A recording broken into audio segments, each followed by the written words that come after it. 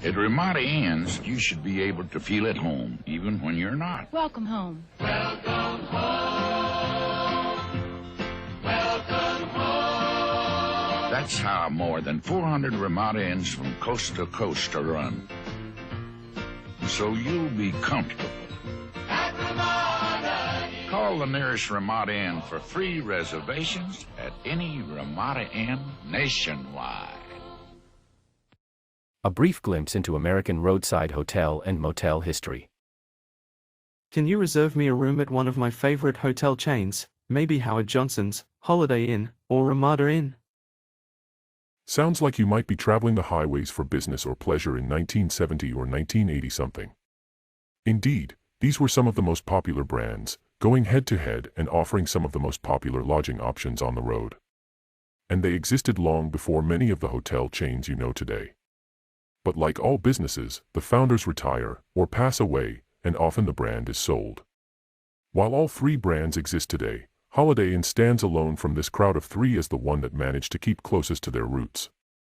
Howard Johnson's, founded in 1925, had over 500 motor lodges at its peak in the 1970s, but a series of sales and transactions in the years that followed would be a difficult time for the brand. Today, there are nearly 300, operated under the Wyndham brand, but they no longer have the unique motor lodge look. The restaurant division, with over 1,000 locations at its peak, is no more. As for Ramada, they also live on under Wyndham. Founded in 1953, by the late 1970s, Ramada ranked as the second largest hotel chain in the U.S., behind the industry leader at the time, Holiday Inn. Founded only 1 year earlier than Ramada, Holiday Inn continues operations today under IHG, who acquired them in 2003. The hotel industry is quite unique in the business world. Unlike a big retail store or bank with corporate management, the vast majority of hotels are franchised. Owners may own just 1 or 2 hotels, or possibly dozens, across many brands. While each brand has standards, at times, service and quality levels may vary widely across the chain. Bad eggs in the system can take a long time to be removed due to legal complications. Because of the unique ownership arrangements, it's truly not fair to judge an entire chain due to an experience at just one property. And despite the heavy franchising angle, a few chains today are still 100% operated and managed at the corporate level, such as Drury Hotels and Suites. One fascinating side to the business is the rise and fall of brands over the decades, but even more interesting is that many older hotels once wore a different name. A hotel built 5 decades ago may have seen multiple name changes over the years. A rare few still carry the same name. Today, Hilton, Marriott and IHG are considered by many as the Big Three, and combined have over 60 product offerings. However, Best Western and Choice Hotels, famous for Comfort Inn, combined have nearly 12,000 hotels in their portfolios across only 20 chains. Marriott, with 30 chains, has over 8,000 hotels. Today, it's quite common for a brand to have multiple chains offering similar accommodations. Where once Residence Inn by Marriott was the only suite offering from the brand, today there are many, including SpringHill and TownePlace Suites. But how did it all begin? Each brand has grown over the years, some by introducing new product lines, but much of the growth was acquisition. Many chains were once independent. Embassy Suites opened their first hotel in 1984 but didn't join the Hilton collection until 1999. One of my favorite stories is the tale of the Renaissance Hotel brand, originally started in 1981 as the upscale brand for Ramada. There was a series of mergers and ownership groups over the years, until they became a Marriott product in 1997.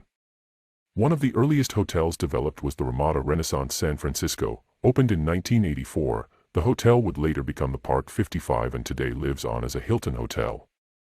While many chains you know and love today started independently and continue on with a major brand like Hilton or Marriott, there were many hotels with promising futures or decades of existence that have vanished from the landscape. Adams Mark Hotels, Susse Chalet, and Trust House Forte Hotels were big players, but the names have vanished.